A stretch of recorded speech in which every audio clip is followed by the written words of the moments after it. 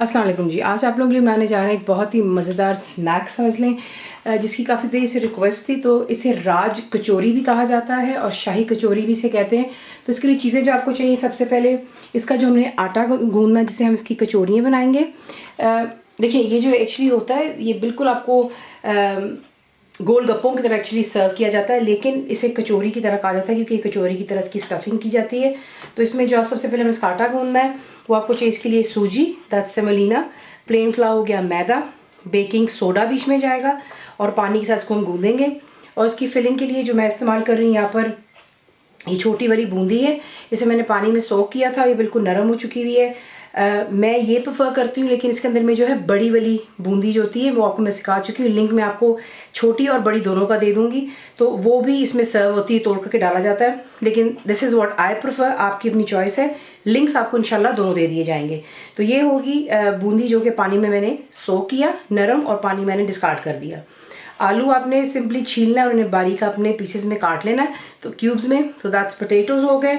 चने आपको चाहिए चिकपीस, इन्हें मैंने कैन का इस्तेमाल कर रही हूँ, पानी डिस्कार्ड किया, इनको हल्का सा वॉश किया। तो ये चने हो गए, बीच में अनार के दाने जाते हैं, so that's fresh pomegranate seeds. दही जाएगी बीच में, दैट्स थिक ग्रीक योगर्ट हो गया। यहाँ पर पुदीने की चटनी मैंने आपको सिखाई हुई है, लिंक इंशाल्लाह आपको दूंगी वीडियो में, वो इस्तेमाल होगी। बीच में मीठी इमली की चटनी जाएगी। नमक हो गया, सॉल्ट, पिसी हुई लाल मिर्च, that's red chilli powder. Chaat masala मेरा होममेड है। भुना कोटा ज़ीरा, that's dry roasted and crushed cumin seeds, मुझे ये पसंद है। अगर आपको ये नहीं पसंद या नहीं है तो आप इसकी जगह सिंपली जो ज़ीरा पाउडर होता है वो इस्तेमाल करेंगे। बीच में जाएंगी ये बारीक वाली सेमियाँ जो होती हैं निमको की, वो इस्तेमाल करेंगे। ये डीप फ्राई होता है, आपको दिखाते हैं कि आपने इसको बनाना किस तरह।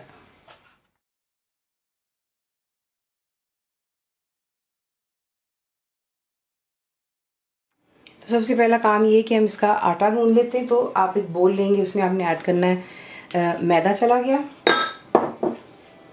सूजी और बेकिंग पाउडर। तमाम चीज़ों को अच्छी तरह पहले आप यहाँ पर ड्राई इंग्रेडिएंट्स को मिक्स कर लें, ताकि कोई भी चीज़ जो है कम या ज़्यादा ना हो, अच्छे से मिक्सअप हो जाए। तो इसे मिक्स कर लेने के बाद यहीं पर अब आप ऐड करेंगे, आहिस्ता आहिस्ता आपने पानी ऐड करना है, एकदम से नहीं। और जिस तरह आप पूरी के लिए आटा गूंदते हैं, उस तरह दरमियाना सा आटा गूंद लेंगे। तो मिक्स कर ली चीज़ें, आहिस्ता आहिस्ता इसमें पानी डालें और इसे गूंद लेते हैं पूरी की डो की तरह। तो ये देख लें, अच्छे से इसको मैंने यहाँ पर गूंद लिया। और अब आपने इसको कवर कर देना है और सिर्फ 5-7 मिनट लगेंगे रफली, क्योंकि हमने तेल गर्म करना है। तो पहले तेल को अच्छी तरह आप गर्म कर लें और फिर आपको दिखाते हैं कि नेक्स्ट आपने इनको किसी से बनाना है।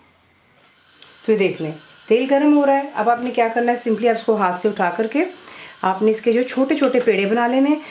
जितना मेजरमेंट मैं आपको दूंगी उसके हिसाब से यहाँ पे 12 से 13 मतलब कि जो है ये कचौरियाँ तैयार हो जाएंगी। लेकिन अगर आप बड़े साइज़ की बना रहे हैं तो फिर तकरीबन 5 बना सकते हैं आप, 4 से 5 कर सकते हैं, डिपेंड्स हाउ बिग आप इसको बनाना चाह रहे हैं। तो मैं इसको थोड़े से दरमियाने साइज़ का बनाऊंगी। तो इनके छोटे छोटे पेड़े बनाते हैं, फिर मैं आपको दिखाती हूँ। मैं यहाँ पे 6 बना रही हूँ, इनके साथ में ज़्यादा जो है छोटे नहीं कर रही। तो आपने सिंपली एक पेड़ा लेना है और उसको जैसा आप नीट करते सारी साइडों से इसको अंदर की तरफ फोल्ड कर लेते हैं और फिर इसी से आपने पेड़े बना लेने।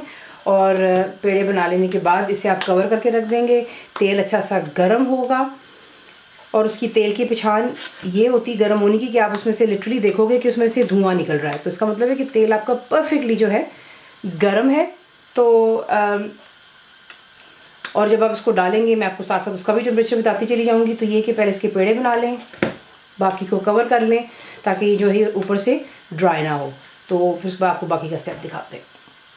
बेलने के लिए आपने थोड़ा सा खुश्का लेना है, उसमें आप इसको जैसे जो है डिप करते हैं, रोल करते हैं सॉरी, और इसकी साइड्स को थोड़ा सा पहले फ्लैट कर लें।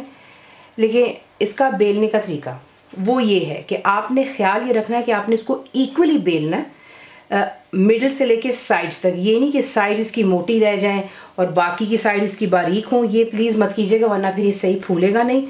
फिर आप लोगों की यही कंप्लेन होगी। इससे छोटी छोटी चीज़ें होती हैं, इसका आप ख्याल किया करें, जो आपको बता रहा हो वीडियो में बताया जाता है। तो ये है कि इसको मैं यहाँ पर बेलती हूँ।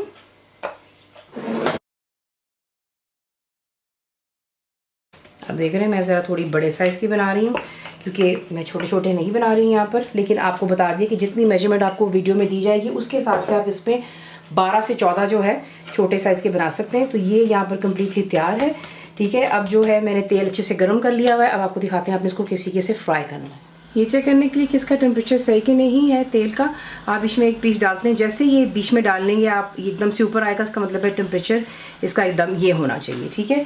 तो ये आपको दिखा दिया कि टेम्परेचर ऑयल का आप किस तरह चेक करते हैं। अगर आप देखें तो स्ट्रेट अवे, इवन दो ये छोटा सा पीस डाला था लेकिन किस्सा माशाल्लाह फूल चुका हुआ है। इसे एक साइड पर कर लेते हैं। अब आपने जो है, मैं एक्चुअली काफ़ी बड़ी बेल रही थी लेकिन मेरी बेटी ने कहा कि मामा नहीं छोटे वाले आप बनाइएगा, तो ये कि फिर मैं ज़रा छोटे बना के दिखा रही हूँ आपको। बेलना आप इस तरीके से कि अच्छे से बारीक होना चाहिए। बीच में आप इसको डालते हैं और आपने जो है इसके ऊपर कुछ यूँ करना है कि ये दबाव देते जाएंगे हल्का हल्का कि अच्छे से फूल जाए, ठीक है। ये देखें माशाल्लाह, ये देख रहे हैं आप, परफेक्टली फूल गई। अब आपने यहाँ पर इसको थोड़ी देर के लिए छोड़ देना ताकि नीचे से अच्छा गोल्डन कलर पकड़ ले, और फिर हम इसकी साइड चेंज करेंगे और इसे अच्छी तरह फ्राई करेंगे जब तक कि कम्प्लीटली क्रिस्प हो जाएगा। प्लेट पर रखेंगे टिश्यू और इसे निकाल कर एक साइड पर रखते चले जाएंगे। तो मैं इसको इस तरफ से करने लगी हूँ, ये देखिए परफेक्ट गोल्डन कलर का आपने वेट करना है, ठीक है। जैसे ये होते हैं फिर मैं आपको दिखाऊंगी कि आपने बाकी के स्टेप्स क्या करने हैं। एक चीज़ मैं आपको बताना भूल गई, वो दोबारा दिखाऊंगी। आप देख रहे हैं क्योंकि ये नीचे की साइड थी तो अच्छे से उसका कलर गोल्डन हो गया, लेकिन जो उसकी साइड है वो अभी भी कच्ची हैं। आप देख रहे हैं कि उसका रंग वाइट वाइट है। आपने सिर्फ इस पर अच्छे से, ये तेल एकदम गर्म होना चाहिए और आप इसके ऊपर तेल को यूं ही स्प्लैश करते रहेंगे जब तक कि ये साइड भी अच्छे से गोल्डन हो जाएगी। नॉट फॉरगेटिंग कि अगर ये साइड आपने अच्छे से ना पकाई तो क्या होगा, आपको ये बताते हैं। जो आप पूछेंगे कि ये क्यों हुआ, वो इसलिए क्योंकि वो जगह कच्ची होगी, वो क्रिस्प नहीं होगी। जब इसे हवा लगेगा ये ड्राई नहीं होगा। इस वक्त ये माशाल्लाह इस कदर क्रिस्प है कि मैं आपको बता नहीं सकती, लेकिन सिर्फ अपने इन छोटी छोटी चीज़ों का ख्याल रखना होता है। प्लीज़ ये देखें माशाल्लाह कितना खूबसूरत गोल्डन कलर है। लेकिन फिर वही बात है कि जिस तरह से आपको लगे कि कच्चा है, आप इस पर तेल डालते चले जाएंगे इस तरह जब तक अच्छे से ये गोल्डन हो जाएगा। और इसे निकाल करके आप रखेंगे पेपर टॉवल या टिश्यू पर और फिर इसको हम करेंगे डिश आउट। तो इसी के से मैं तमाम को फ्राई कर लेती हूँ और फिर मैं आपको जो है दिखाऊंगी कि आपने इसको किसी के से डिश आउट करना है। बाकी के तलते हुए मुझे अचानक ख्याल आया कि आपको एक और टिप इसमें दे देते हैं। देखें होगा यूँ कि जब आप इसे डालेंगे तेल बहुत गर्म होना चाहिए, और जब आप देखेंगे तेल इस कदर गर्म हो रहा है कि आप देखेंगे कि ज़्यादा धुआं है, तब आप इसको बिल्कुल जो है मीडियम और हाई के दरमियान में कर लीजिएगा। उसकी वजह ये कि अगर इसको डालने के बाद ज़्यादा तेल गर्म रहा तो ये फिर फूलेगी भी नहीं। काफ़ी दफ़ा इस तरह भी होता है, अगर आप लोग थोड़ा सा इस चीज़ पे ध्यान दें तो ये भी काफ़ी दफ़ा इशू रहा है कि ज़्यादा तेल गर्म होने पर ये फिर फूलते भी नहीं है काफ़ी दफ़ा। तो जब ये फूल जाए उस वक्त आपने इसकी जो फ्लेम है मीडियम और हाई के दरमियान में कर कर आपने इसको जो है अच्छी तरह गोल्डन हो जाने देना है दोनों साइड्स के ऊपर से, और फिर से निकाल करके आप रखेंगे टिश्यू पे। आई होप कि आप मेरी साथ साथ फीलिंग समझ रहे हो कि मैं नहीं चाहती कि आपकी कोई चीज़ ख़राब हो, इसी वजह से मुझे कोई चीज़ ख्याल आता है, मैं आपको बार बार बीच में जो है बताती चली जाती हूँ। तो ये फ्राई हो रही हैं और फिर मैं आपको दिखाती हूँ कि आपने इसको किसी के से डिश आउट करना है। तो देख लें परफेक्टली यहाँ पर ये फ्राई अप हो चुके हैं। अब आप क्या करेंगे, अब इसको मैं यहाँ पर थोड़ा सा हॉलो करूँगी। ये देखें बड़ा छोटा आपकी अपनी चॉइस है। उसके बाद बीच में आप अपनी पसंद की चीज़ें ऐड करना शुरू करेंगे। तो मैं यहाँ पर इस्तेमाल कर रही हूँ जो कि आपको मैंने बूंदी दिखाई थी, तो ये बीच में डाल लेते हैं। हर एक का अपना तरीका होता है इसको स्टिक बनाने का। काफ़ी लोग बीच में जो बड़े साइज़ की होती है, मैंने आपको बिगिनिंग में ही बताया था, वो इस्तेमाल करते हैं, लेकिन मुझे ज़रा छोटी अच्छी लगती तो मैं इसलिए इसमें छोटी का इस्तेमाल कर रही हूँ। अब यहाँ पर आपने कितना ज़्यादा ये कम करना वो फिर देखें, आपकी अपनी मर्ज़ी है। तो मैं इसमें जो है तकरीबन थोड़ा और डालूँगी क्योंकि काफ़ी मैंने ये ज़रा थोड़ी बड़ी बनाई थी। उसके बाद बीच में आप डालेंगे जो कि चने हैं, ये कैन के हैं, तो बीच में चने चले गए। आलू जो हमने बॉईल किए थे, ये वाले क्यूब्स, थोड़ा सा हाथ से इसको यूँ दबा लेते हैं और इसको यूँ बीच में आप ऐड करोगे।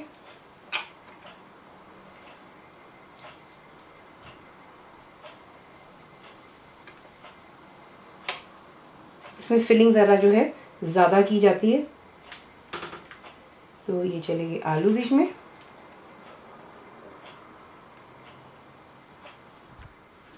अब इसके ऊपर जो है ये फेंटी हुई दही डालेंगे, तो ये चली गई इस पर दही।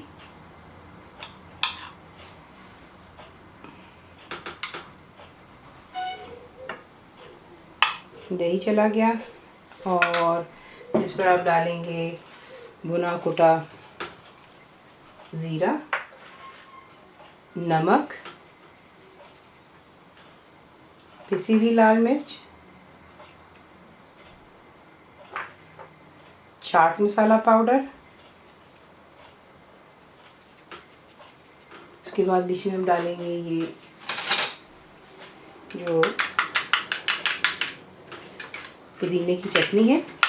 ये अपने जायके के मुताबिक प्लीज़ ऐड कर सकते हैं, ज़्यादा डालेंगे कम, जैसा आपको अच्छा लगता है। और फिर जाएगा बीच में मीठी चटनी इमली की,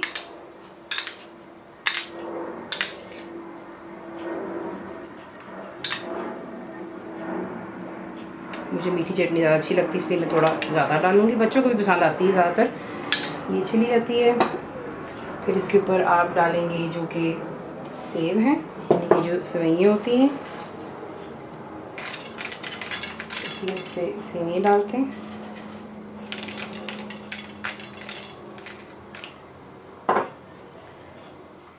चला गया। उसके बाद अब यहाँ पर इस पे डालते हैं अनार के दाने। जिस प्लेट में आप इसको डिश आउट कर रहे हैं उससे भी ज़रा थोड़ा सा खूबसूरत लगता है, गार्निश हो जाती है। साइड पे बेशक थोड़ा फेंक लीजिएगा, इनफैक्ट ये तो आपने खा ही लेना है, तो दैट्स नॉट एन इश्यू। तो आप इसको इसी के से डालते हो और फिर इसके ऊपर दोबारा आप डालेंगे थोड़ी सी दही,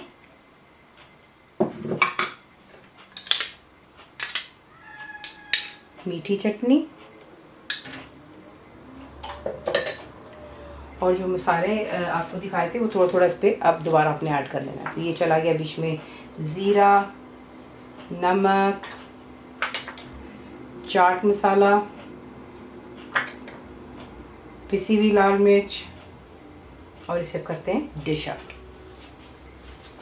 तो इस तरीके से आप जो है बना सकते हैं, शाही कचौरी कह लें, राज कचौरी, जो आपको पसंद है उसका नाम ले सकते हैं।